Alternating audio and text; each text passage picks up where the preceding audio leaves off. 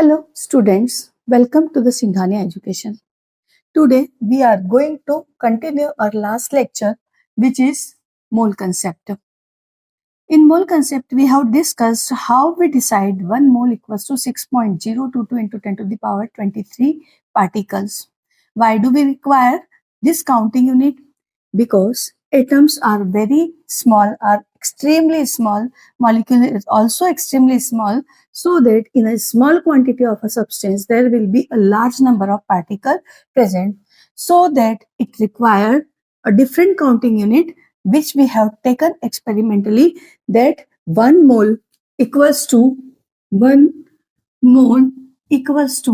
6.022 into 10 to the power 23 entities. अब entities इसलिए use किया क्योंकि पार्टिकल होगा तो हम पार्टिकल बोलेंगे, यदि मॉलिक्यूल होगा तो हम मॉलिक्यूल बोलेंगे, एंड एटम होगा तो हम एटम बोलेंगे। दैट इज वाई हमने क्या बोला, 1 मोल equals to 6.022 into 10 to the power 23। अब हमने मोल को कोरिलेट भी कर लिया था नंबर ऑफ मोल को mass of substance से, and we have found out the formula that number of moles will be equals to mass given upon molar mass। but हम कोई भी quantities को three ways से measure कर सकते हैं। how? by weighing the substance, by counting the number of particle or by counting the pieces of the substance, or by volume। तो हम क्या चाहते हैं कि अब हम नंबर ऑफ मोल्स को वॉल्यूम और नंबर ऑफ पार्टिकल से भी रिलेट कर ले। तो इसके पहले आप जानते हैं in 1 dozen will be equals to 12 pieces. यदि मैंने आपसे बोला कि you have 144 apples, then how many dozens of apple you have?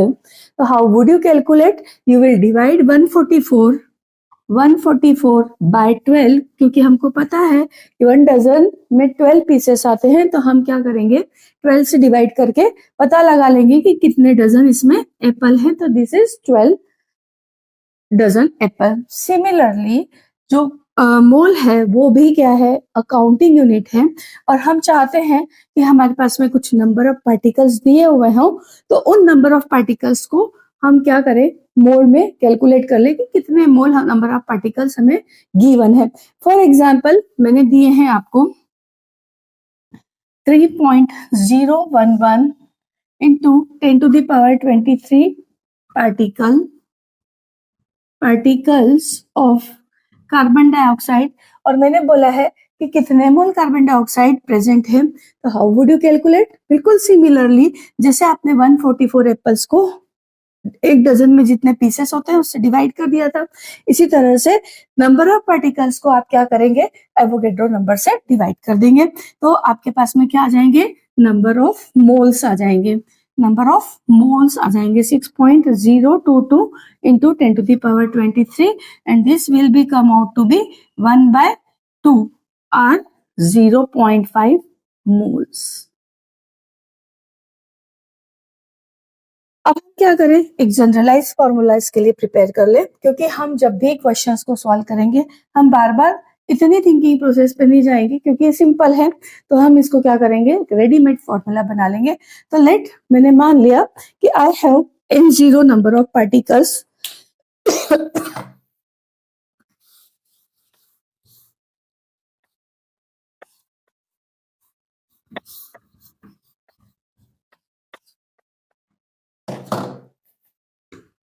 let n0 is the number of particle of any substance, then number of moles will be equals to number of particle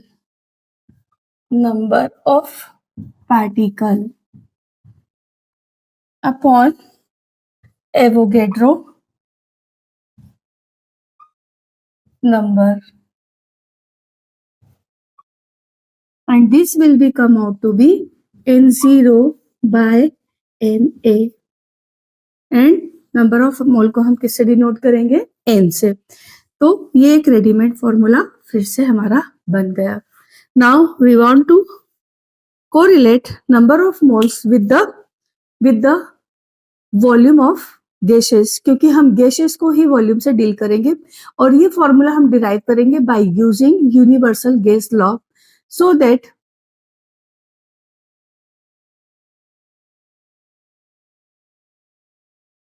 we can apply that for only gaseous system.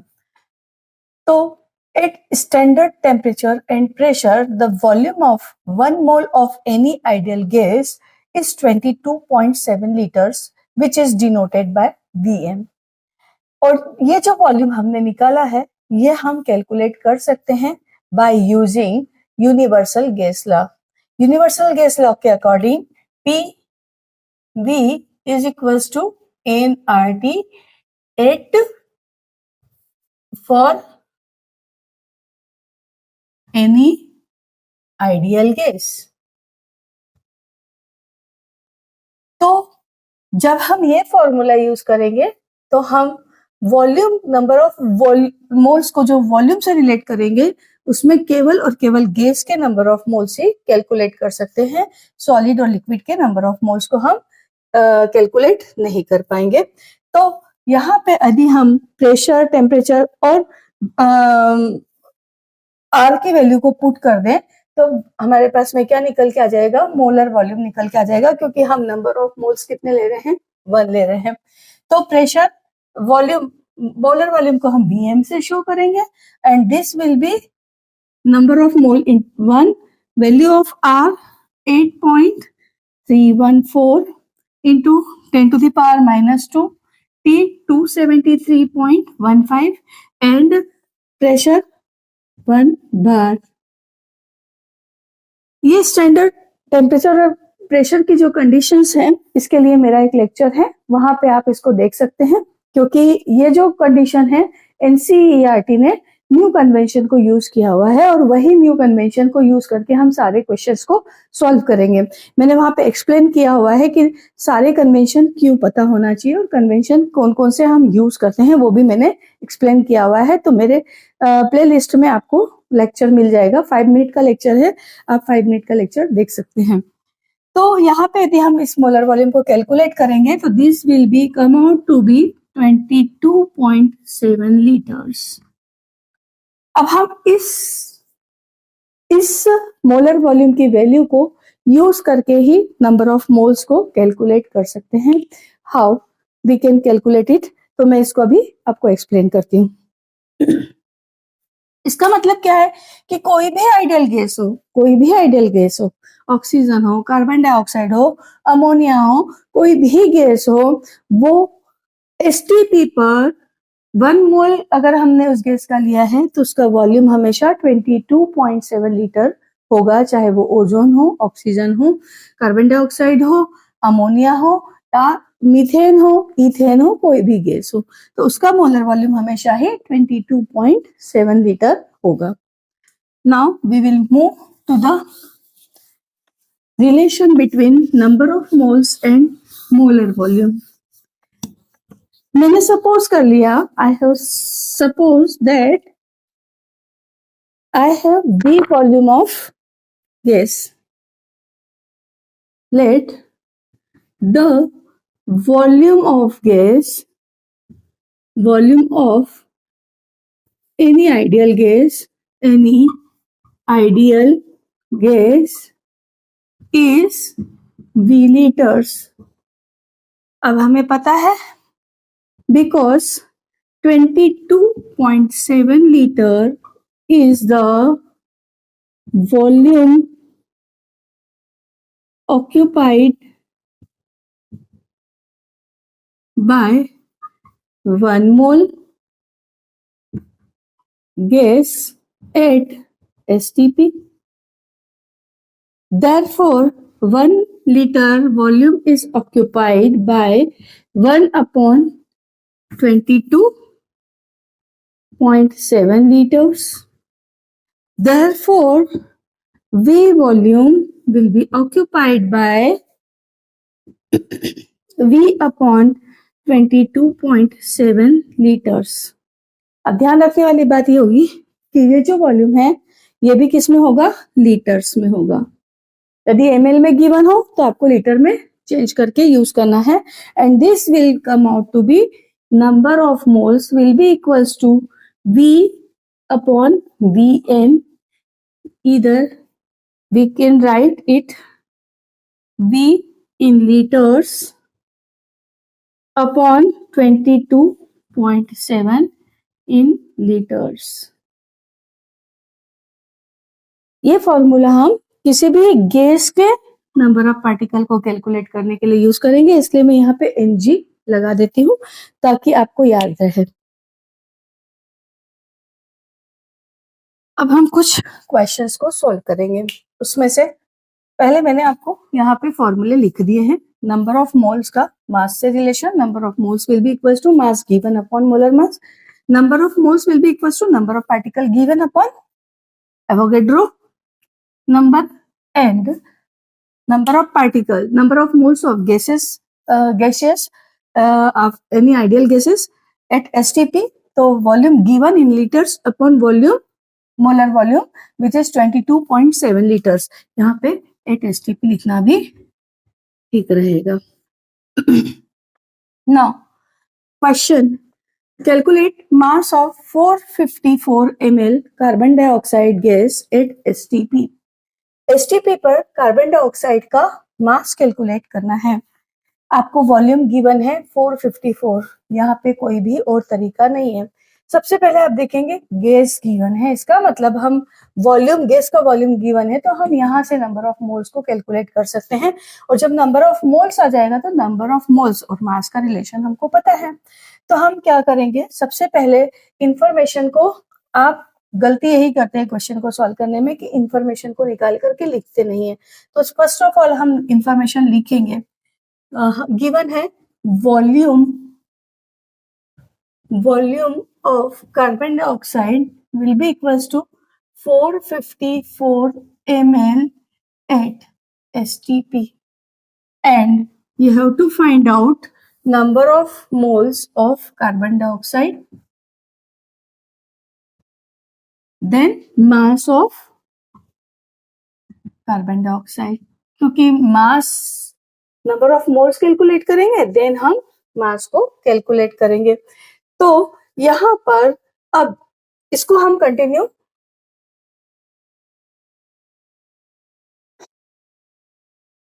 Now formula हम use करेंगे Ng will be equals to volume upon volume of carbon dioxide upon molar volume. अब आपको ध्यान देने वाली बात है कि इसका वॉल्यूम हमको लीटर में चाहिए और यहाँ पे हमें ml में गिवन है। तो first of all you will have to change the volume in litres. तो लीटर्स में आप जब चेंज करेंगे तो क्या होगा, volume of carbon dioxide will be equals to 454 into 10⁻³ litres. अब आप वैल्यू पे पुट कर दीजिए, Ng will be equals to 454 into 10⁻³ upon molar volume 22.7। यहाँ से हम नंबर ऑफ मोल्स को कैलकुलेट कर लेंगे।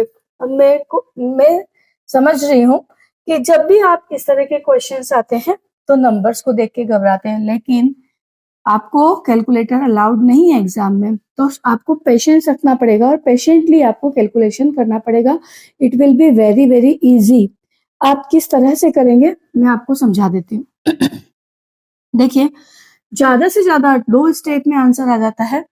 कोई जरूरी नहीं है कि हमें टेबल याद ही हो, हम अपने इन्फेरेंसेस बना करके कैलकुलेशन को करेंगे। तो देखो मैं आपको समझाती हूँ कि आप बिल्कुल पेशेंटली करेंगे तो आपको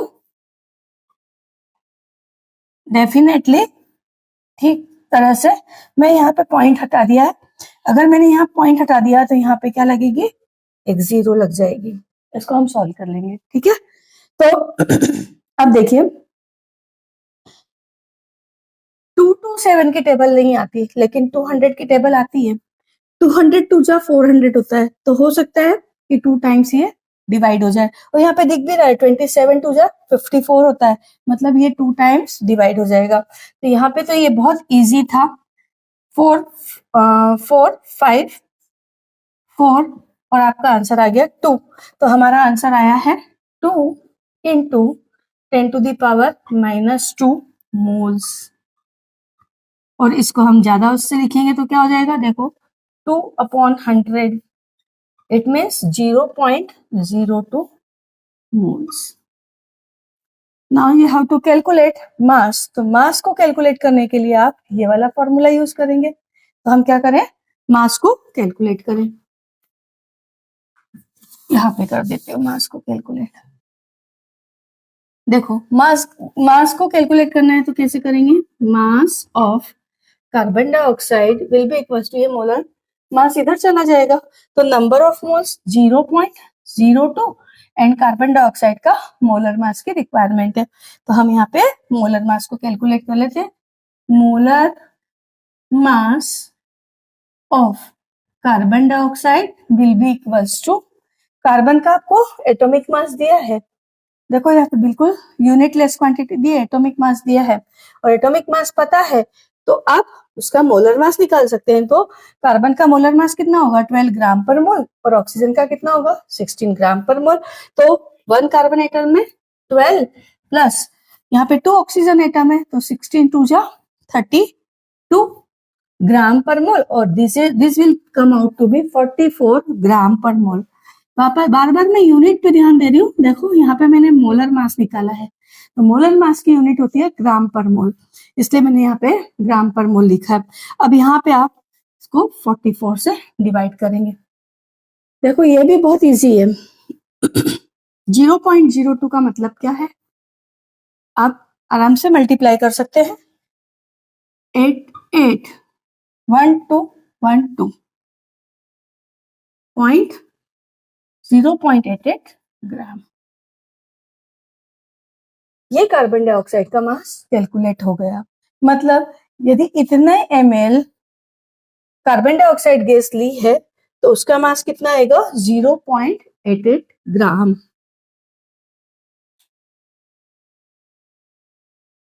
now next question, calculate the mass of ozone gas which occupies 11.35 liters at STP. Also calculate number of atom of oxygen in ozone. Ozone में कितने नंबर ऑफ ऑक्सीजन एटम है वो भी आपको कैलकुलेट करना है, साथ ही साथ उसका मास भी कैलकुलेट करना है। मींस तीनों फॉर्मूला का हम यूज करेंगे इस क्वेश्चन में। तो देखो calculate the mass of ozone gas, पहली बात तो ओजोन गैस दी है एंड एसटीपी पे निकालना है, मतलब फॉर्मूला तो हम यही यूज करेंगे।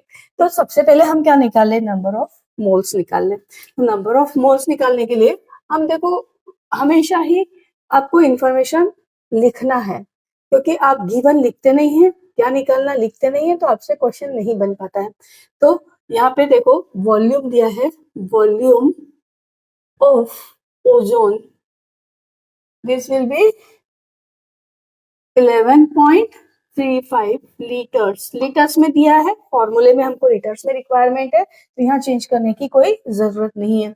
आपको फाइंड आउट करना है मास of ozone and number of oxygen atom. तो फर्स्ट ऑफ ऑल हम क्या करेंगे, number of moles of ozone निकाल लेंगे। कितना आएगा, वॉल्यूम गिवन है 11.35 अपॉन 22.7। फिर से घबराने की कोई जरूरत नहीं है नंबर देख करके, क्योंकि ये कटिंग वाले नंबर नहीं है, और जब भी कटिंग वाले नंबर्स नहीं होते हैं तो पेशेंस रखो, डिवाइड करो। वैसे आपको नंबर इस तरह से दिए जाएंगे कि लगभग कुछ किसी ना किसी चीज का मल्टीपल निकल के आ जाएगा, और नहीं भी होगा तो 3 स्टेप में आपका आंसर आ जाता है। तो सबसे पहले क्या करें, इसको सॉल्व कर लेते हैं। यहाँ मैंने लगा दिया 0, ठीक है, अब हम इसको डिवाइड करते हैं। 11352270, देखो 2270 से 1135 तो कट नहीं हो सकता, जा नहीं सकता, डिवाइड नहीं हो सकता, तो हम क्या लगाएंगे, पॉइंट लगा देंगे। पॉइंट लगाया, जीरो लगाया।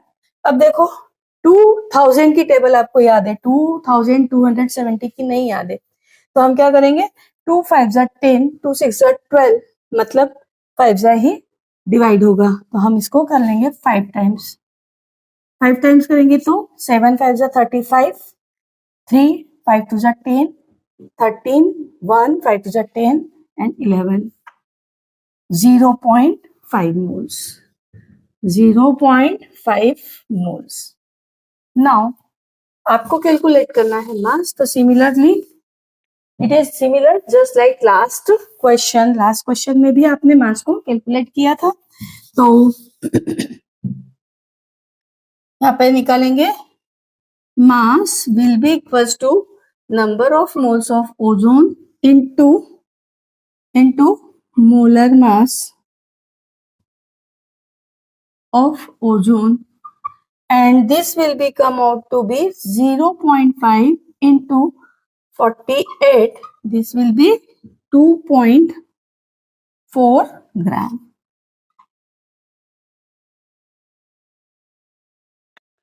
Now we have to calculate number of oxygen atom। एक ओजोन मॉलिक्यूल में 3 ऑक्सीजन एटम है, तो यहाँ पे आपको सबसे पहले कैलकुलेट करना पड़ेगा कितने ऑक्सीजन एटम हैं। तो देखो, इन 1 ozone 3 oxygen atom is present, और जब अगर 1 ओजोन में 3 ऑक्सीजन एटम प्रेजेंट है, तो 0.5 मोल्स में कितने ऑक्सीजन एटम होंगे, 3, मतलब 1.5 moles oxygen atom. This result will come out in the moles. हमको पूछा है कितने नंबर ऑफ ऑक्सीजन एटम, ये आया है मोल्स में, तो हम क्या करेंगे, ये वाला फॉर्मूला यूज करके ऑक्सीजन एटम को कैलकुलेट कर लेंगे। नंबर ऑफ मोल्स पता है 1.5, तो हमें यहाँ रखेंगे 1.5 will be equal to N0 अपॉन Na, and N0 will be equals to 1.5 into 6.022 into 10 to the power 23, and this will be come out to be 15 to the 30, 15 to the 30, 33, 3 and 15 90 and 1 2 3 4 1 2 3 4 9 point into 10 to the power 23.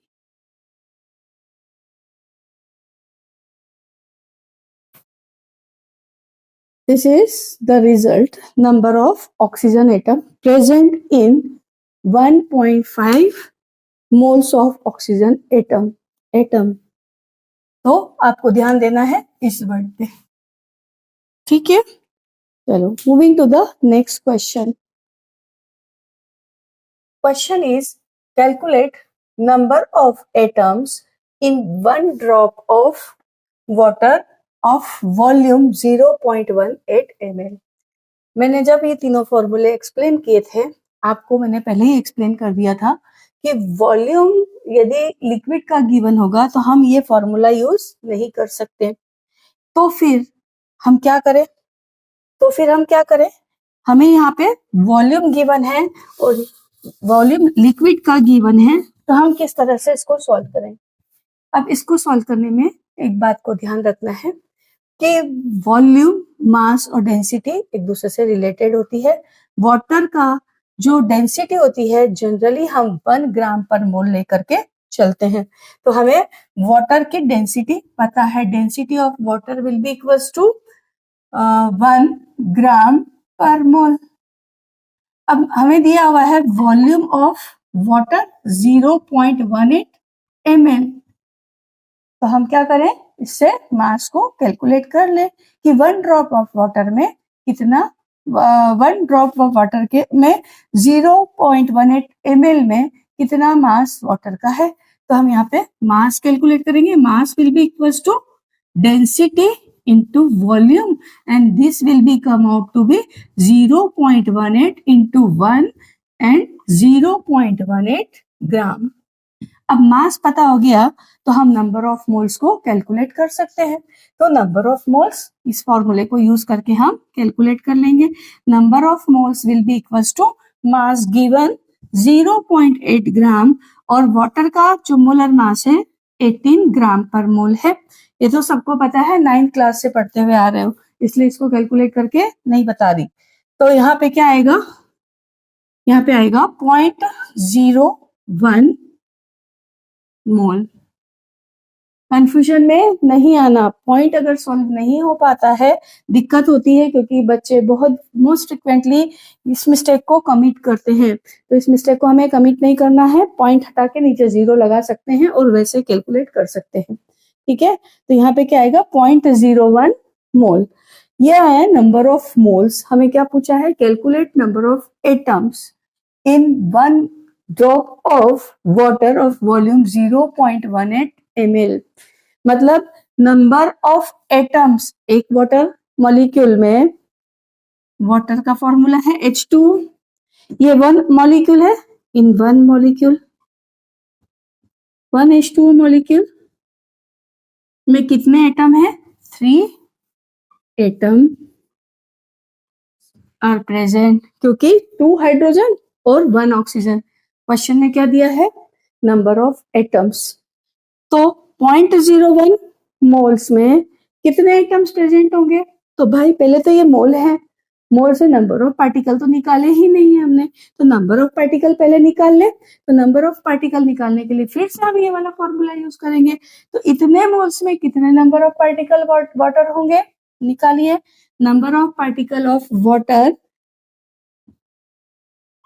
will be equals to number of moles into Na, and this will be come out to be 0.01 into 6.022 into 10 to the power 23, and this will come out to be 6.022 into 10 to the power 21। But ये तो water molecule मिले हैं, क्या मिले हैं हमें, water molecule. हमें atom चाहिए, तो एटम को क्या करना पड़ेगा, 3 टाइम्स करना पड़ेगा। ठीक है, ये क्या है, नंबर ऑफ वाटर मॉलिक्यूल। हमें क्या निकालना है, number of atoms present in water 0.18 ml will be equals to 3 into 6.022 into 10 to the power 21। आप पेपर लास्ट ईयर के पेपर उठा के देखिएगा, जेई के पेपर देखिए, आपके बोर्ड्स के पेपर देखिए, इस टाइप के ढेरों क्वेश्चन आते हैं। कभी एमसीक्यू में आते हैं, कभी क्वेश्चन सॉल्व करने के लिए आते हैं, क्योंकि डेफिनेटली आप यहाँ पे मिस्टेक को कमिट कर सकते हैं। या तो आप यही आंसर को रिपोर्ट करके आ सकते हैं, या यही आंसर को रिपोर्ट करके आ सकते हैं, क्योंकि आपको ऑप्शन में ये भी दिया होता है और ये भी दिया होता है। तो आपको फाइनली क्या पूछा है वो ध्यान रखना है। यहाँ पे नंबर ऑफ एटम्स पूछे हैं, तो हमें नंबर ऑफ एटम्स को कैलकुलेट करना है, क्योंकि एक वाटर पार्टिकल में 3 एटम होते हैं। तो 0.18 वॉल्यूम में कितने वाटर के अंदर कितने एटम्स प्रेजेंट होंगे, वो वेदर इट इज हाइड्रोजन और ऑक्सीजन, ऐसा नहीं पूछा है, नंबर ऑफ एटम्स पूछा है। तो नंबर ऑफ एटम 3 है।